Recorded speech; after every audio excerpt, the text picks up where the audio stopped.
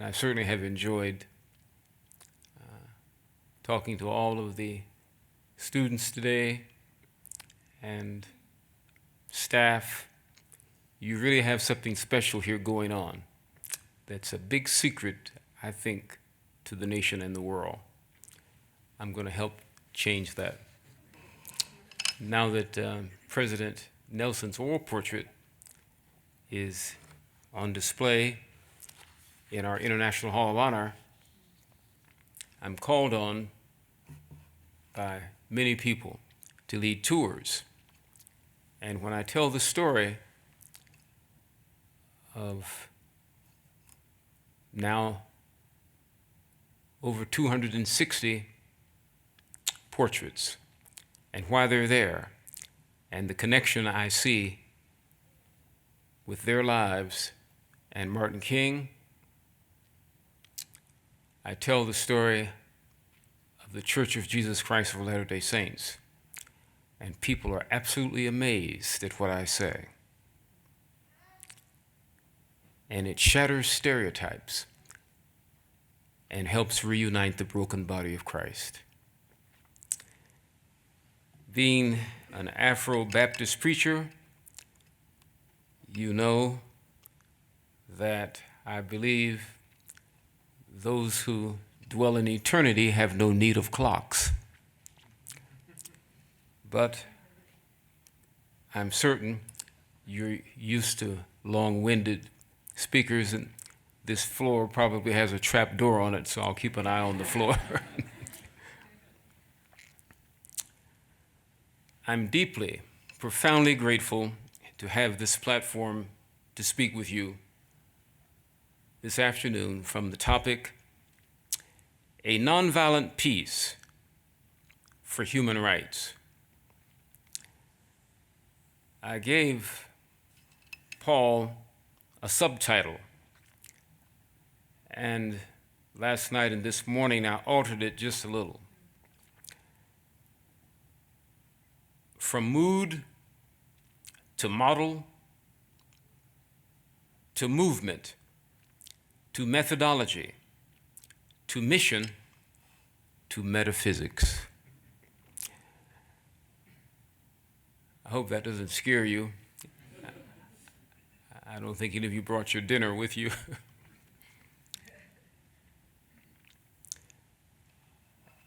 As you will see, and certainly it will not surprise you, that I draw inspiration for this talk from the life and legacy of Dr. Martin Luther King, Jr., undoubtedly the most profound and prolific voice for human rights that our country has produced so far. From Morehouse College, where he completed his undergraduate degree, Dr. King launched his humanitarian pilgrimage to create the beloved community. For that purpose, he moved out from the classroom into the pulpit, and ultimately onto the national and international stages to march his way into immortality. With his eyes fixed upon the Prince of Peace, King prepared to bear the cross and grow up into the crown of Christ. And so this evening,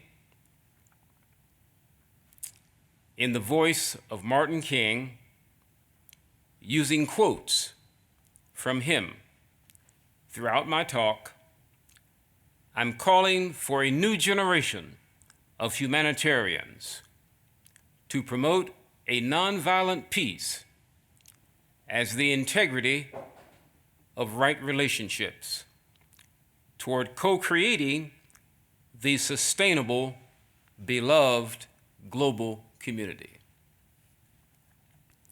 From mood. In trying to define the mood of many people around the world today, I do not have to say much. I'm sure you, like me, have your preferred ways of keeping up with the news. And sadly, much of the news we see, read, and hear at home and around the world is not good.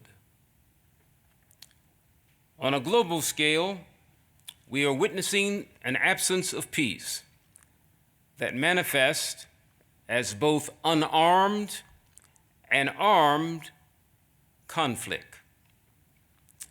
Everything from people launching verbal attacks on each other to face and or via social media to nation states deploying bombs and missiles across borders. In the United States, since the recent presidential election, nearly 100 new oppressive laws have been passed in states with a history of racial discrimination. The suppression of the right to vote, for example, is violence against participatory democracy, the opportunity to participate in designing one's own future. The aftermath of violence, from domestic abuse to political terror, is trauma. Individual, cultural, ethnic, regional, national, international, religious, and cosmic trauma. Former Harvard Medical School psychiatrist Judith Herman argues that psychological trauma can be understood only in a social context. Confronting the social impact of psychological trauma and its treatments arising from inequalities and the mounting barriers to economic justice require facing the facts of private horrors like adverse childhood experience and public horrors like war and climate disaster. From this dark mood where we can turn for help, I believe Dr. King offers a model which he conceived more than 60 years ago that can still serve us today. And so now to model. Martin King Jr. was a man of great faith. He understood peace through the lens of his deeply ingrained Judeo-Christian values and believed in the sacredness of all human personality. To address the problem of the absence of peace, King believed that humankind must evolve for all conflict a method which rejects revenge, aggression, and retaliation. The foundation of such a method is love. He said, far from being the pious injunction of a utopian dreamer, the command to love one's enemy is an absolute necessity for our survival. As a young Christian studying at Morehouse College, Crozier Seminary, the University of Pennsylvania, Harvard, and Boston universities, King, captivated by the philosophies of Mohandas Karamchand Mahatma Gandhi and others stitched together the kind of model he wanted to be. For only 12 and a half years, that was all he had. 12 and a half years. Getting an average of 4 to 5 hours of sleep a night. I won't ask you what you do in your spare time. The most fundamental principle of Gandhi's philosophy of peace, ahimsa, or nonviolence, which is the law of love, life, creation, and the environment, as opposed to violence or himsa, the cause of hatred, death, and destruction. Ahimsa greatly influenced King. I don't have time to give you the illustrations on that. Gandhi developed the concept of systematic nonviolent resistance, both a just and imperfect weapon of moral power. Systematic nonviolent resistance is a weapon unique in history, one that cuts without wounding and ennobles the person who wields it. It is a sword that heals. King saw Gandhi's model as the answer to the crucial legal, political, moral, and religious questions of his time. The need for humankind to overcome oppression and violence without resorting to oppression and violence. As leader of the civil rights movement, King adopted and embodied his own model of nonviolent social protest.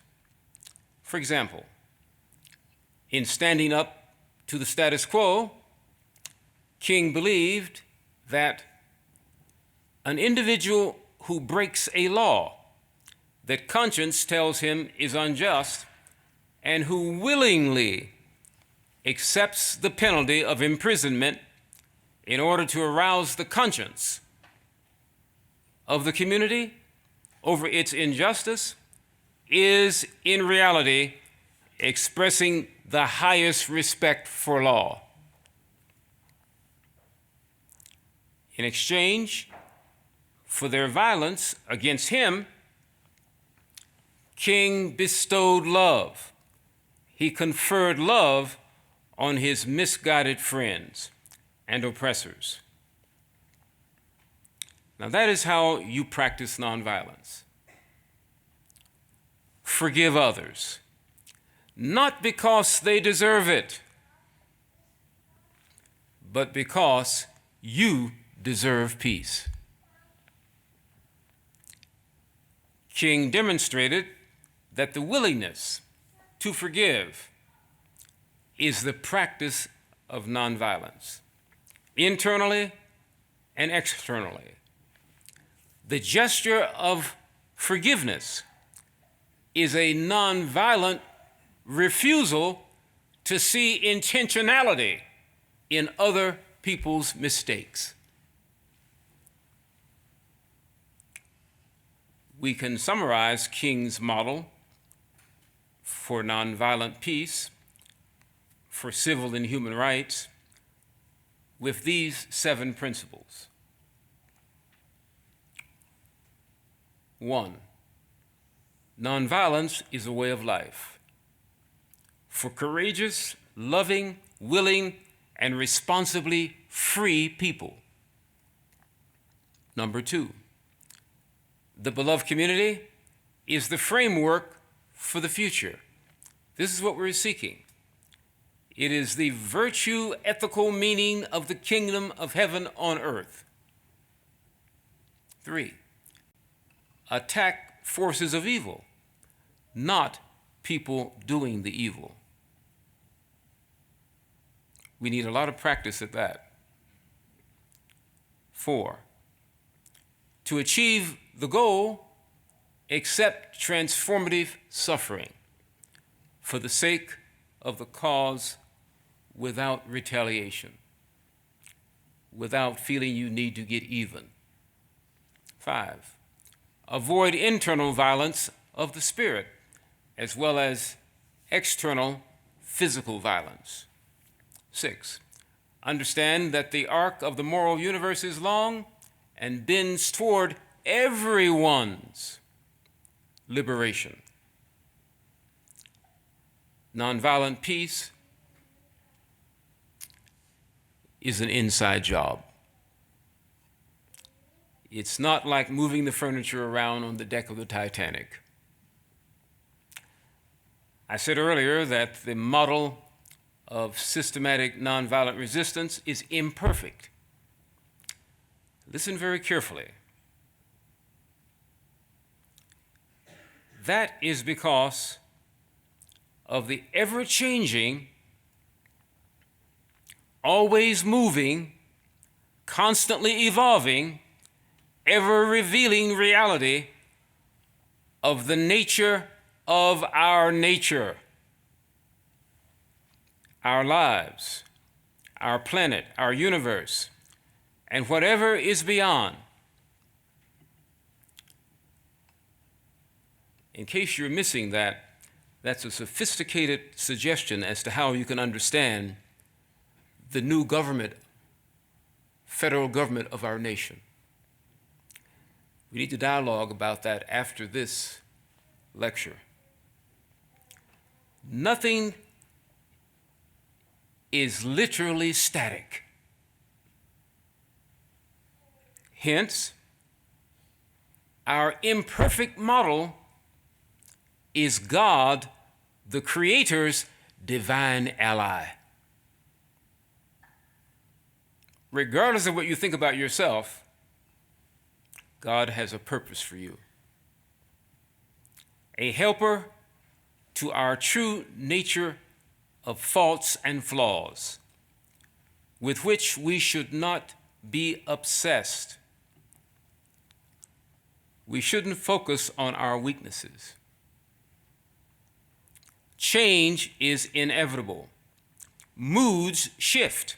People move, create new things, embrace foreign perspectives, and reinvent themselves.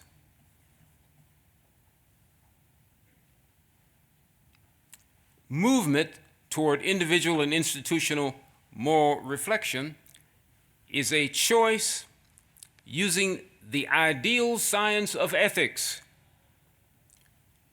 which is also subject to change for better or worse. Everything is changing. It is this movement that I turn your attention to next. To movement.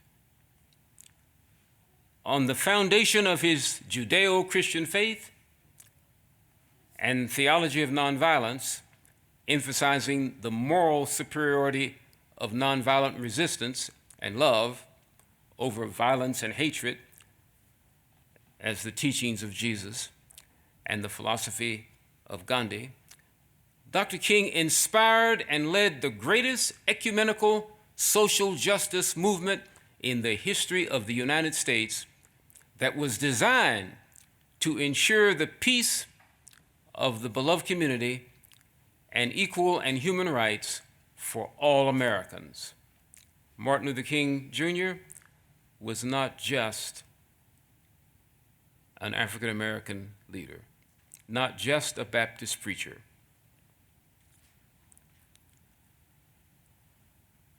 The movement included goals such as the right for Black people to vote, have access to well-paying jobs, equitable pay, safe housing, and the ability to send their children to the same good schools as white children.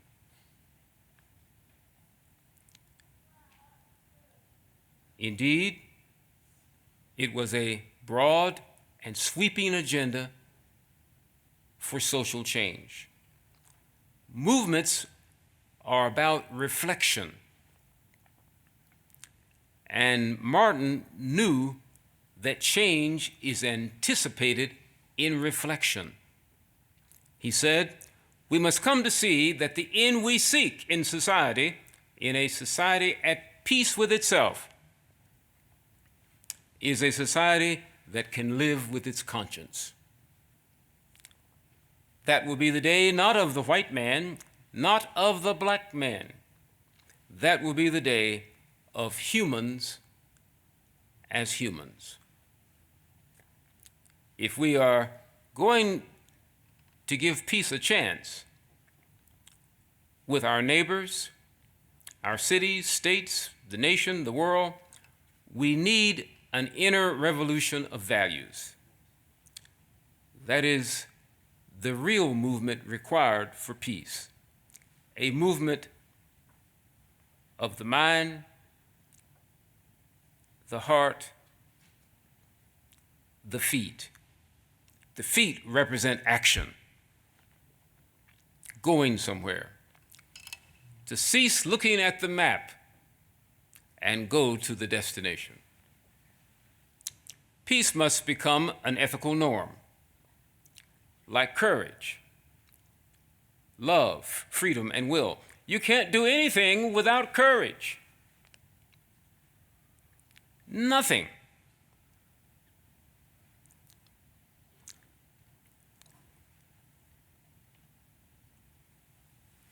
Courage and love and freedom and the capacity to will make the practice of all virtue possible.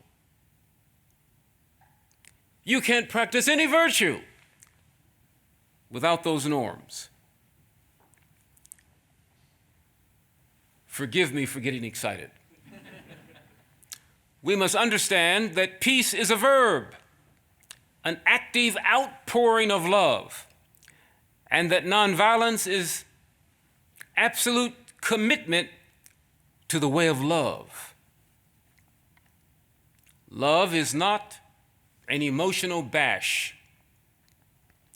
It is not a soft, sticky sentimentality poured across the human race promiscuously. It is the active sharing of one's whole being into the evolving, revealing being of another. You today are not who you were last week. Nothing is static. We're all evolving. The norm of love requires applied virtue ethics. You can't practice ethics without applying virtues. Virtue ethics, an ideal science in action, with natural science and social science connections. Ethics is an ideal science, not a natural science or a social science. Therefore, the foundation of global peace is a realizable moral cosmopolitan practice reflected in the beauty and agape love of long-term relationships. I wish I could stay right there and talk to you for a moment. We need to start understanding that moral worth is determined less by individual isolated ethical acts than by long-term committed relationships. So when we say no more war, we are not calling for an anti-war movement. but for a mass movement for peace. We must focus our energies for peace, not against war. Every change in our experience is a challenge to become who we really are and who we ought to be. Hence, we need a Department of Peace. We need a Secretary of Peace, not a Department of Defense, not a Secretary of Defense. Why? Because there is no path to peace. Peace is the path. Understanding the difference requires coming from a place of enlightenment, a way that is empowering, evolutionary, and revolutionary courage, revolutionary courage, wisdom, compassion. We must be peace, the thing itself. You cannot have what you're not willing to be. You can't preach and lecture about peace and be effective unless you show up as peace. Jesus tried to teach this, and you know the outcome. Your liberation is not a geographical move. It is a spiritual move. The highest level of spirituality is sustainable cooperation in the health of your biodata. Sustainable cooperation. Right now, I'm feeling no pain. I can be very attentive to the script. In the realization of civilization, when there's sustainable cooperation between institutions, in being able to name the constellations, there's order and beauty and justice and harmony in the cosmos. We are spiritual beings living in a spiritual universe. Every aspect of sustainable cooperation makes up the conceptual DNA of a constructive and positive peace. But how? I hear you asking. Let me say a few words about methodology. To methodology now. In addition to being actualized individually, lasting peace ultimately must be actualized institutionally in the systems and structures of civilization that are the skeletons of our life. One of the reasons the United States does not enjoy a greater degree of peace is that discrimination and the racism that motivates it still haunts America. Most of Black America today believes that the ghost of the Confederacy has returned to Washington. I know that's kind of like steel wool being rubbed over your souls for some of you. I told students this afternoon, it's like a big tablespoon of castor oil, but somebody has to tell the truth before we can deal with reality. And I know that African Americans and other minorities are not the only people who are thinking what I just said.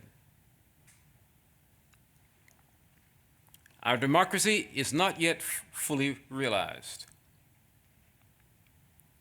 America is not yet America for all of our citizens. And I'm going to interrupt my script to put this sentence in. Many people are not aware that there is one thing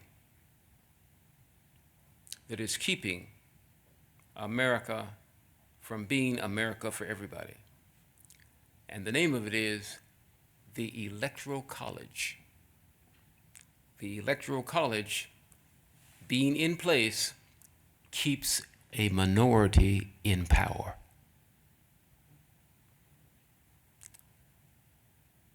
A significant book has been written about that by one of the leading legal scholars of the nation.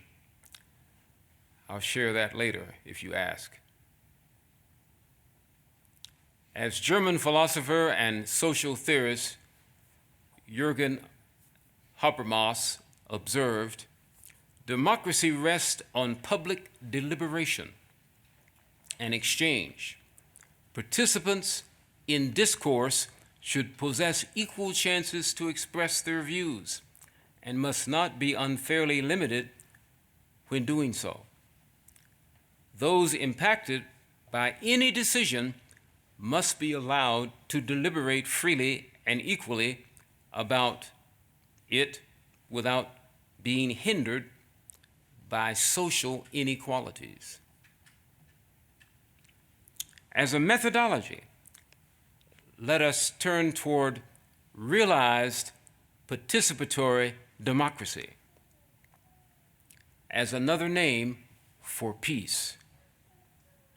Only inclusive democracy is capable of hacking through the Gordian knots of otherwise insoluble problems. Peace is not when everything or everyone agrees. It is when we can respect our disagreements and still play in the sandbox together. To have an effective democracy, we must have a proper concept of human welfare that is cultivated through education. That's why it's so good you're here. As a junior at Morehouse, King wrote an article in the Maroon Tiger student newspaper titled "The Value of Education." Listen to his words. Education must enable one to sift and weigh evidence, to discern the true from the false, the real from the unreal, and the fact from the fiction. The function of education, therefore, is to teach one to think intensely and to think critically. But education, which stops with efficiency, may prove the greatest menace to society. The most dangerous criminal may not be the man gifted with reason, but with no morals.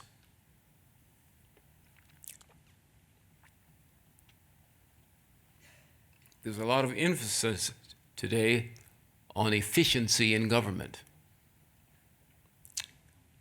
I'll leave that alone. King continued, "We must remember that intelligence is not enough. Intelligence plus character, that is the true goal of education. The complete education gives one not only the power of concentration, but worthy objects upon which to concentrate." Thus spoke Martin King as a student at Morehouse College. A humanistic education concentrates on human rights for everyone. That includes understanding and addressing the social and environmental issues that give rise to conflicts and protests, demanding cosmopolitan justice for all sections of global society, and emphasizing the maintenance of peace in the resolution of conflicts, all to the end of building the beloved world community Martin King worked for. He wrote, "If we are to have peace on earth, our loyalties must become ecumenical rather than sectional. Our loyalties must transcend race or tribe, our class, and our nation. And this means we must develop a world perspective." I love the mottos of your university. No individual can live alone. No nation can live alone. And as long as we try, the more we are going to have war in this world. Now, the judgment of God is upon us, and we must either learn to live together as brothers and sisters, or we're going to perish together as fools. As a 21st century methodology, the Institute for Economics and Peace, an internationally renowned think tank based in Sydney, Australia, offers 8 pillars of peace that define the key attitudes, institutions, and methodologies that underpin peaceful societies. Number 1, well-functioning governments. I could stop right there. How governments are elected, the political culture they engender, the quality of the public services they deliver, and their political stability. Number 2, sound corporate business environment. Formal institutions that support the operation of the private sector, business, competitiveness, economic freedom, and the presence of regulatory systems. Number 3, equitable distribution of resources. Income distribution, equity, and access to resources such as education, libraries that reflect world culture, and affordable health care. Number 4, acceptance of solidarity rights, also known as group rights, emphasizing the interconnectedness of people and guaranteeing basic human rights and freedoms, the need for collective action to address global challenges, and focusing on shared interest and responsibilities. Number 5, good relations with neighbors, relations between individuals and communities, cross-boundary relations, positive internal relations, regionally integrated. Number 6, free flow of information, free flow of educational information, scaling technology to our selfhood through biotech to gain access to information and address stereotypes, omissions, and distortions, all of which contribute to the development of prejudice, anti-Semitism, racism, homophobia, xenophobia, and blocking the free flow of knowledge, the extent to which media is free and independent and citizens are well informed. Number 7, high levels of human capital as invaluable. It's high levels of education. Improves economic productivity, enables political participation, increases social capital and education, a fundamental building block through which societies can build resilience and develop mechanisms to learn and adapt. And number 8 is most relevant today. Low levels of corruption. Enhance confidence and trust in institutions, which in turn help to create informal institutions. The underwritten rules, customs, traditions, and social norms that shape behavior and interaction within a society that enhance peace.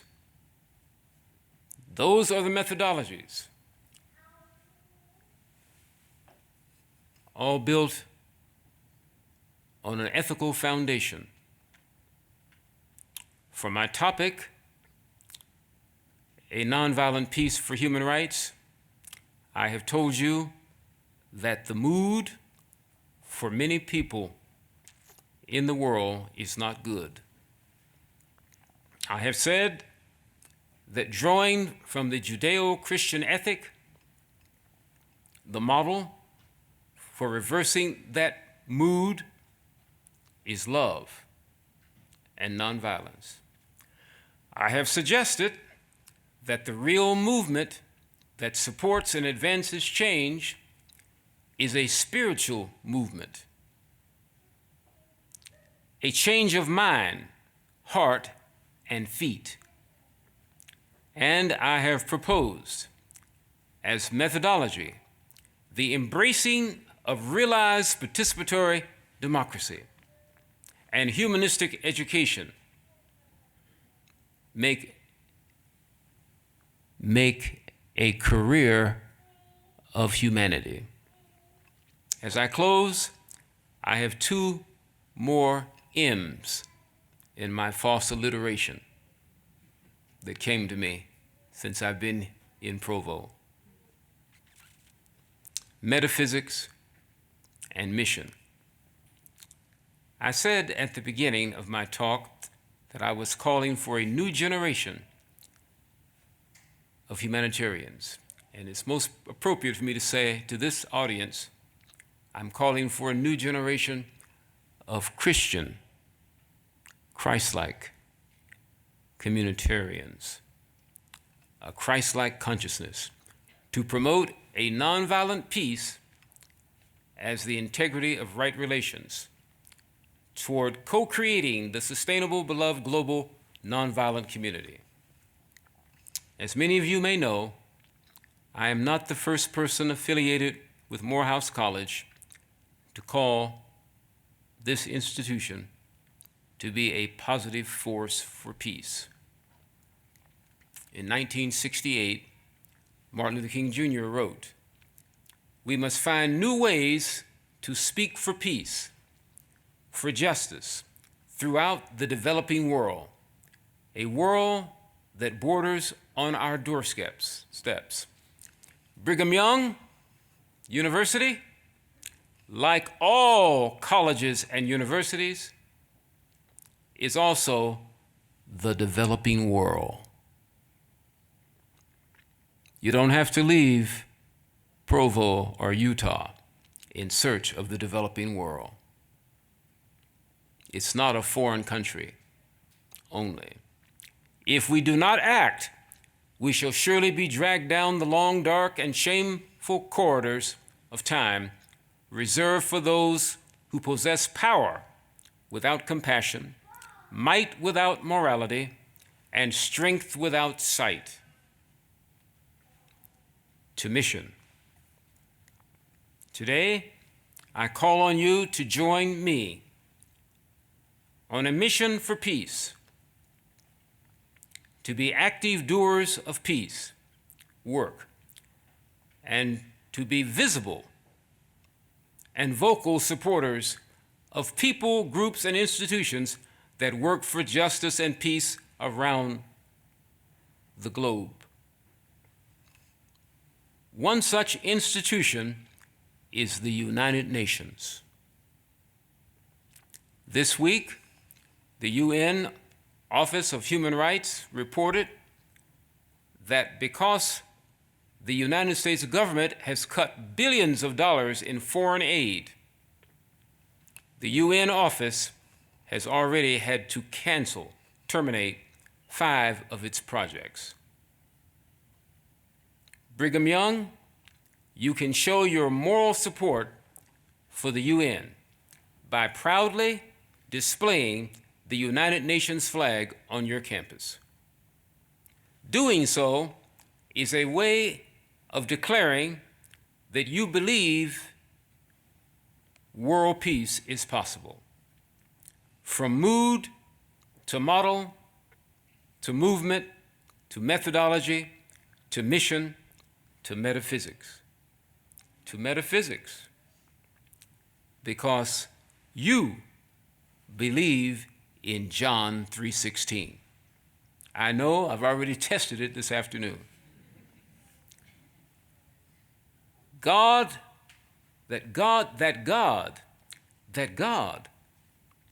so loved the world. Stop. You don't need to go any further. There it is right there. There's your moral imperative, that God so loved the world. We know that God gave. God is the really real. That's what metaphysics is all about, answering that question. What is the really real?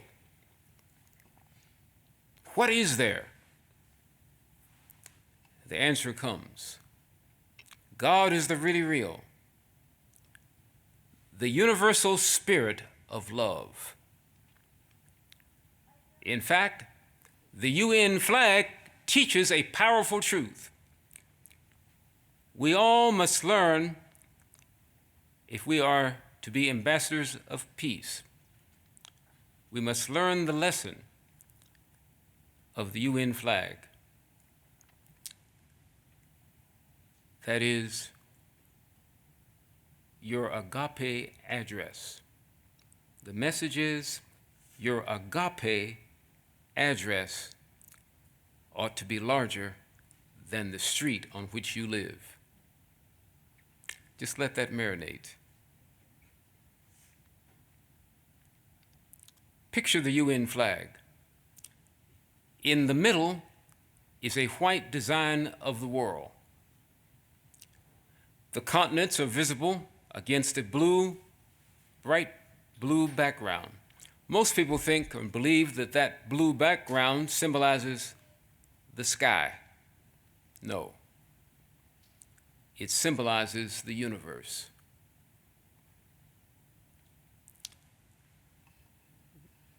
The little planet we call our world is in the cosmos. We must cease being only global citizens and become cosmic citizens, universal citizens, or we will never responsibly address the issue of global warming or climate disaster. Realize we are losing the only home we have ever had. And all of the scientists, more than 90% of them, are confirming that the climate clock has run out.